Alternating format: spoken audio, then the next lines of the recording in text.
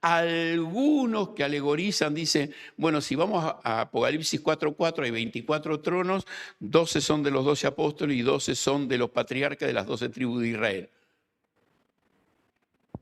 Ya es hacerle decir a la Biblia lo que no dice. Puede ser. Si estudias alguno de los teólogos, te van a decir eso. ¿Está mal? No puedo contradecirlo. Lo que sí sé es que hay tronos. Y estos tronos tienen que ver con el gobierno en un lugar específico. Ahora vamos a ir dentro de un rato y vamos a ver cuál es ese lugar específico. Pero hay un reino prometido. Ahora, estos 12 recibieron, dice ahí, facultad para juzgar. Recibieron facultad para juzgar. En 1 Corintios 6 hay un tema interesante que tiene que ver con el juicio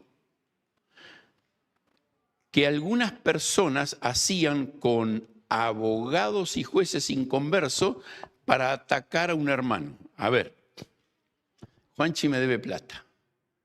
Lo busco, no logro convencerlo de que me pague. Le hago una denuncia en el juez. Y Pablo, escribiéndole a la iglesia de Corinto, dice, no lo pueden llevar a la iglesia y que lo traten los ancianos el tema y que lo juzguen.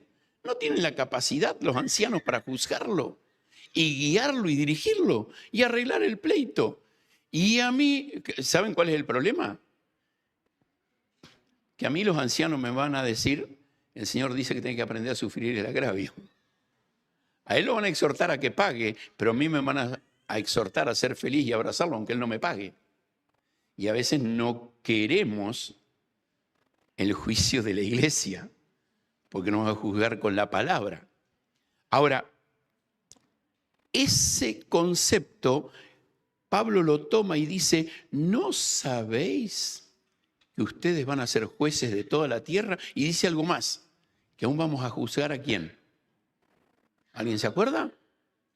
Ángeles, ¿no? ¡Ja! Tremendo. Entonces, ¿será que estos 12 son los 12 apóstoles sentados en los tronos que el Señor le prometió, representando a la iglesia que van a juzgar al mundo? Sí, son los que más cerca han estado de Cristo y van a seguir estando para siempre. Ahora, fíjate el concepto que sigue. Vi las almas de los decapitados. Y permitidme ir a la última frase. Vivieron y reinaron con Cristo 1000 años. ¡Apa! Acá hay más reyes. Hay tronos, pero aparte de los 12 a quien Cristo le prometió, hay más. Hay más gobernantes. Reinaron con Cristo. ¿Sabes? Hay un concepto interesante en relación al reino, y es que el reino de Cristo es el mismo reino prometido a Israel. E Israel va a tener un lugar especial. Pero el reino de Cristo va a ser sobre toda la tierra, sobre toda la humanidad. Ahora, estos decapitados, es interesante, no dice solamente muertos, sino que le cortaron la cabeza, van a reinar con Cristo. Pero fíjate la causa de muerte. La causa de muerte. Y la causa de muerte nos muestra que son muertos por la fe en un tiempo especial. Y es justo el tiempo inmediato antes, que es el tiempo de la tribulación. Va a decir, fueron decapitados por causa del testimonio de Jesús y por la palabra. Bueno, mucha gente en la historia murió por el testimonio de Jesús y por defender la palabra. Hay persecución hoy en día para aquellos que dan testimonio de Jesús y enseñan la palabra. Pero agrega acá que estos no adoraron a la bestia. No adoraron a la bestia, o sea, no se inclinaron a ella. Y los mataron. Hubo un grupo de muchachos, 3, que fueron puestos frente a una imagen, en el libro de Daniel, fueron puestos frente a una imagen y le dijeron, tienen que adorar. Claro, eran siervos del rey, estaban, no sé si en primera fila, bastante cerca y a la vista de todos, miles de personas inclinados y estos 3 parados. Y la orden era, si no adoran, van a ser echados en un horno de fuego. No adoraron. Le dijeron, le vamos a dar una segunda oportunidad. No adoraron. Los trajeron al rey y me encanta la respuesta. Sepas, oh rey, que no nos inclinaremos, no adoraremos tu imagen. Aunque nos eches en el horno de fuego. Nuestro Dios puede librarnos del horno de fuego, si quiere, y lo hizo. Pero si no, igual seguiremos sirviendo a Dios. ¿Sabes? Estos hombres, estas personas, hombres y mujeres, fueron decapitados por no adorar a la bestia. A través de la historia, muchos fueron muertos por no adorar a los siervos de Satanás. Muchos. Y esto es lo que ha pasado muchísimas veces y es a lo que se enfrenta el creyente. Y fíjate que dice algo más. No recibir la marca de la bestia, no identificarse con el sistema. No solamente no adorar, sino da un pasito más, no identificarse con el sistema. Y esta es la demanda para el creyente. Esta es la demanda para el creyente. No adorar ni identificarse. Ellos lo van a pagar con su vida. Y digo, lo van a pagar porque es durante el tiempo de la tribulación. Ahora, estas personas que dieron su vida por mantenerse fieles, concluye diciendo, también van a reinar con Cristo, también van a reinar con Él. Y va a agregar ahí en el versículo 5, pero los otros muertos, ¿quiénes son los otros muertos?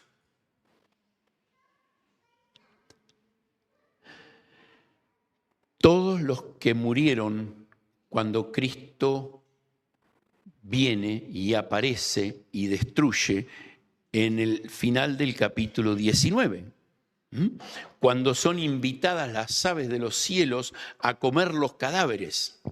Pero además los muertos durante la tribulación o durante todos los tiempos que fueron rechazando a Cristo, fueron rechazando a Dios. Todos ellos son los otros muertos. Ellos no vuelven a vivir hasta que se cumplan 1000 años. Sobre el final del milenio, el juicio del gran trono blanco, que aparece en este pasaje a partir del versículo 11, ahí se van a enfrentar al Señor, no antes. Presta atención en tu Biblia que Juan pone un punto y agrega una frase más. Esta es la primera resurrección. ¿Cuál es la primera resurrección? Los decapitados por el testimonio de Jesús. Ellos son parte de la primera resurrección. Y cuando miramos en la Escritura, la primera resurrección tiene que ver con estos que son levantados de ahí para reinar con Cristo. Antes hubo otra resurrección, que fue la resurrección de los muertos en Cristo, que ascendimos al cielo para ser arrebatados juntamente con los creyentes vivos. Eso ya pasó. Nosotros ya estamos en el cielo, en cuanto a la cronología. Pero esta primera resurrección es después del arrebatamiento. Todos aquellos que murieron por el testimonio de Cristo entran en esta primera resurrección. Y fíjate lo que dice en el versículo 6 de esta gente. Bienaventurados, súper felices. Ese es el concepto. Bienaventurados, súper felices. Y agrega una expresión más. Y santo. Bienaventurado y santo. El que participa de esta primera resurrección. Romanos 5:9 dice, seremos salvos de la ira de Dios. Y estas personas son libradas de la ira de Dios. Y es interesante porque es un grupo de personas salvadas después que la iglesia fue arrebatada y que estuvo con Cristo. Vamos a decirlo así, una oportunidad más de la gracia de Dios para los que estén vivos en ese tiempo. Y por eso dice, bienaventurados y santos, o sea, apartados para Dios. Este es el concepto de Colosenses 1, 21 y 22. Apartados para Dios. Y así deben vivir estas personas. Y va a decir, no participan de la segunda muerte, que es lo que dice el mismo capítulo, pero el versículo 14. La muerte y el Hades fueron lanzados al lago de fuego. Esta es la segunda muerte. No participan de la segunda muerte. Pero agrega algo más. Serán sacerdotes de Dios y de Cristo. Serán sacerdotes de Dios y de Cristo. El concepto de sacerdotes de Dios está enfocado en dos aspectos. Adoradores e intercesores. Adoradores e intercesores. Esa era la función sacerdotal. Llevar al pueblo a la adoración y ser los intercesores frente a Dios. Y esta es la tarea que estas personas van a tener durante el reino.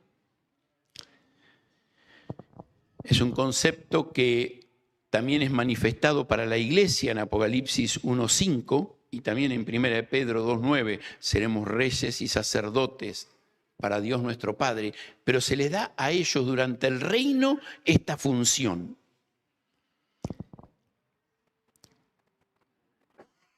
El versículo 6 vuelve a usar la frase, reinarán con él 1000 años. Reinarán con él 1000 años. Hay una expresión ahí en el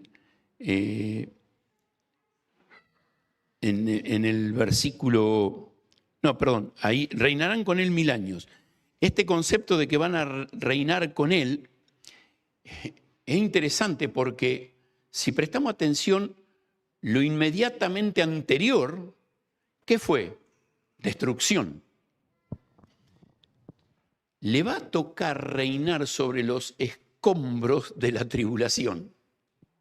A veces tenemos la idea, va a ser un reino hermoso. No, el Señor va a reinar sobre la tierra, sobre lo que hay, sobre lo que queda. Y sobre los escombros y la ruina, dos grupos de personas van a entrar en el milenio sumados a estos que van a entrar para reinar. Son la nación de Israel convertida y aquellos que no alcanzaron a ser muertos por la bestia, pero que creyeron. No sé cuántos van a ser. No sé cuántos van a ser. Si ustedes prestan atención leyendo el Apocalipsis, creo que van a llegar al final de la gran tribulación el 10% de la población. Quiere decir que si fuese hoy, van a ser más o menos unos 800 millones de personas. Un poquito más, tal vez. No sé cuántos de esos van a morir en la batalla final. Así que de los creyentes vivos van a ser muy poquitos. 50, 60, 70 millones, no sé. Desparramados en el mundo, no sé. Y sobre eso comienza el reino. Ahora, lo interesante del reino es el reino prometido de Dios a Israel. En Lucas capítulo 1, versículos 32 y 33, se lo menciona a Cristo que se va a sentar sobre el trono de David, su padre. Como siguiendo la línea del reinado. Ahora, en Cristo se van a cumplir, ahí en el reino, se van a cumplir las promesas a Abraham en Génesis 12. Nosotros espiritualizamos, y no está mal, escúchenme, nosotros espiritualizamos y no está mal, de que las naciones van a ser benditas por la obra de Cristo y el evangelio de la iglesia. Pero en realidad es una promesa a Israel como nación. Y esa promesa de que en ti serán benditas todas las familias de la tierra va a dar su verdadero cumplimiento allí, en el milenio. Isaías, que es el que más habla del reino, él va a hablar de un reino de justicia, un nuevo templo, que Israel va a tener un concepto de nación. Y esto es interesante. En Deuteronomio capítulo 30, Dios por medio de Moisés habla de los límites que le corresponde a Israel como nación. ¿Sabés que nunca lo tuvo? ¿Sabés que Israel como nación nunca alcanzó los límites que Dios le prometió? ¿Sabés qué significa eso?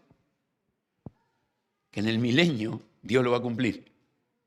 Ese va a ser el límite de Israel como nación. Y si vos, ahora vamos a ir a otros pasajes, pero vos prestás atención, habla de naciones. No es que va a haber una sola nación sobre la cual Cristo va a reinar y va a ser todo un solo pueblo en común. No, él va a ser el rey de Israel y a partir de Israel va a controlar el sistema del mundo en ese tiempo. E Israel va a alcanzar el máximo potencial que Dios tuvo para ellos como nación. Sí va a ser un rey de paz. Recordá que Satanás va a estar atado por esos 1000 años. Joel capítulo 2 nos habla de que va a ser un reino de abundancia. No va a dar planes a nadie, pero a nadie le va a faltar nada. Porque el Señor se va a ocupar. Y cuando la tierra esté sana y libre de egoísmos, saben que hay ciertos sistemas que los judíos tenían de cuidarse uno a otro. Voy a usar una palabra para que la entendamos, tipo socialismo. Funcionaba perfecto hasta que a alguno le entraba la avaricia y quería quedarse con más de lo que le correspondía. Porque ese es el corazón del hombre. En aquel tiempo, aunque va a estar la naturaleza pecaminosa, en los que entraron al reino, van a estar controlados por el juez justo. Y él va a imponer ese reino de paz. E incluso Isaías nos dice que la gente va a vivir mucho como antes del diluvio. No sé si todos. Ayer fui a comprar algo ahí. Vieron que cuando uno se pone a trabajar siempre te falta alguna cosita y caes a la ferretería, ¿no? Ahí fui y siempre tenés uno delante y uno atrás. ¿Cómo anda Richard? Bien. Ay, se pusieron a hablar. Todo tiene solución en la vida, menos la muerte. Listo, acá está. La muerte también tiene solución. Y compartís el Evangelio. Compartís el Evangelio. A mí me gustaría vivir para siempre, dijo el hombre. Me gusta la vida. Era un hombre mayor, con sus dolores, sus achaques, pero me gusta la vida. Le hablé de Cristo, no tenía interés. Richard menos. Richard te escucha con tal de venderte. Ahora, el hombre fue creado para vivir. Fue creado para vivir. El pecado trajo la muerte. Y allá en el milenio, al estar con la naturaleza pecaminosa, pero no influenciado por el diablo, por Satanás, la gente va a vivir mucho más, como vivía antes del diluvio. Pero sucede algo tremendo. Cuando los 1000 años se cumplen. 1000 años son un montón, pero en un momento se cumplen. 1000 años son muchos, pero en un año llega el fin. Y cuando los 1000 años se cumplen, Satanás será suelto una vez más.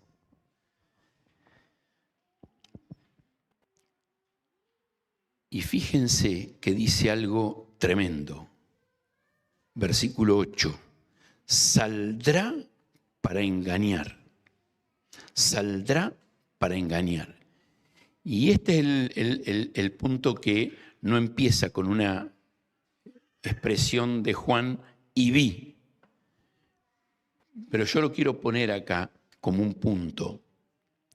Acá Satanás es suelto y arma una última revuelta. Sale para engañar. Jeremías 17:9 habla de el hombre que tiene un corazón engañoso y te voy a dar el sentido del pasaje. Un corazón fácil de ser engañado. Cualquier parecido con nuestra realidad, pura casualidad. Un corazón fácil de ser engañado. Y él sale para engañar. ¿Y a quién sale a engañar? Lee el versículo ahí. ¿A quién sale para engañar? A las naciones. Si lees el capítulo 16, versículo 14, también dice que salió a engañar.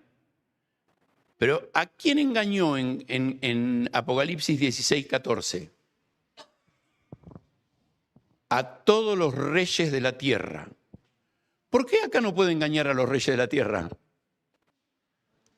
Porque son los salvos de la tribulación, reyes y sacerdotes, y van a reinar con Cristo 1000 años. A ellos no los puede engañar.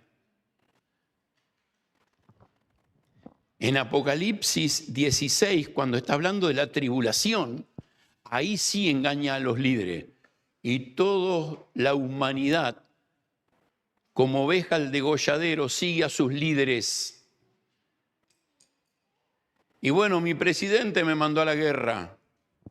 Y estoy ahí aunque tenemos responsabilidad individual, pero él nos maneja como títeres, el diablo, a toda la humanidad a través de gobernantes o líderes que siguen un plan de él. Pero en el milenio va a ser distinto. En el milenio el engaño es al uno por uno, porque está la naturaleza pecaminosa y no puede engañar a los líderes, porque ya son del Señor, Él no puede llegar a ellos. Y dice algo interesante, fueron consumidos. Y esta palabra, esta expresión, ¿no es cierto?, de que fueron consumidos, el final del versículo 9, el fuego que descendió de Dios los consumió, está hablando de algo similar a Sodoma y Gomorra. fuego del cielo descendiendo y consumiéndolos. Ahora, ¿para qué organizó a la humanidad el diablo? ¿Para qué lo juntó? Va a decir el versículo 9, subieron sobre la anchura de la tierra. Y este concepto de subir sobre la anchura de la tierra es subieron sobre el campo llano. Y si lo juntás con las dos frases que siguen, rodearon el campamento de los santos y la ciudad amada. El concepto de subir en la Escritura está siempre relacionado con ir hacia Jerusalén. El lugar de geográficamente sube. Jerusalén está arriba y vengas por donde vengas tenés que subir. Pero este es el concepto, aún en los cánticos graduales, los salmos, cántico gradual, mientras vamos subiendo al templo. Entonces, la multitud está subiendo, ¿a dónde? A donde está el gobierno central del mundo, a Cristo, una vez más. El diablo salió para engañar a las multitudes y el concepto ahí de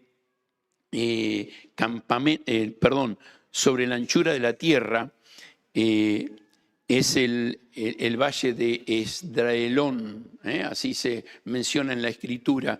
Es un valle muy grande hacia el lugar y el campamento de los santos es donde los santos gobiernan con el Señor. Y Él quiere ir ahí a destruirlos. Ahora, una vez más, el Señor muestra su poder, domina, controla y apresa. El diablo que los engañaba fue lanzado al lago de fuego y azufre, donde están la bestia y el falso profeta. Ahora ya no va al abismo, lugar de prisión, sino que va al infierno, donde están ellos. Y es interesante,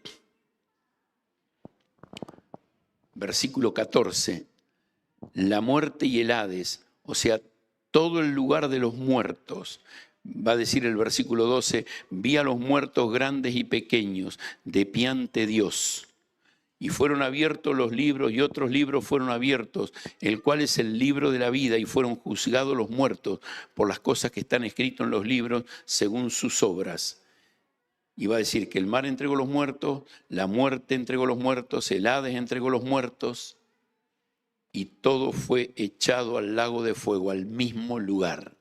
Y ahí viene el sufrimiento eterno de los que han rechazado. Y es interesante, acá el juicio es por obras. ¿Se dieron cuenta? Pregúntale a alguien, ¿por qué crees que vas a ir al cielo? Cuando te dice que cree que vaya al cielo. Porque tan malo no soy.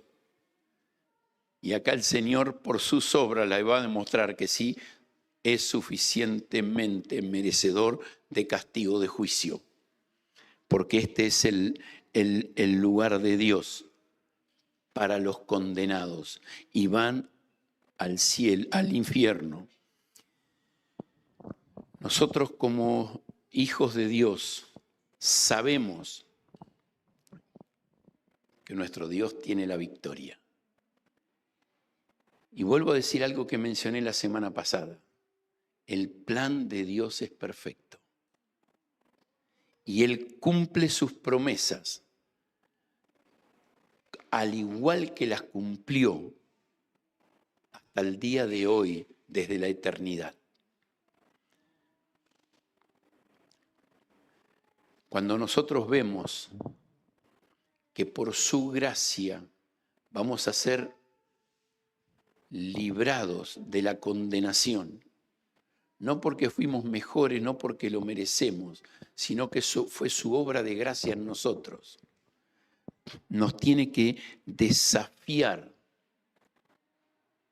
a vivir vidas que le glorifiquen. Y permítanme decir algo más. Compartir de Cristo para que otro no tenga que vivir esto. Rechaza, no quieren.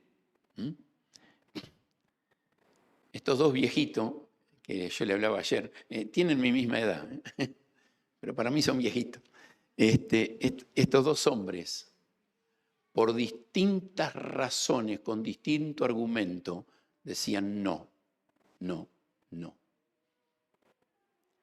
Con Richard tenemos un amigo en común, un hombre que conozco hace unos 20 años, me hacía viajes con una Traffic, y ayer estuvimos hablando un ratito de este hombre, horas predicándole sentado en una combi.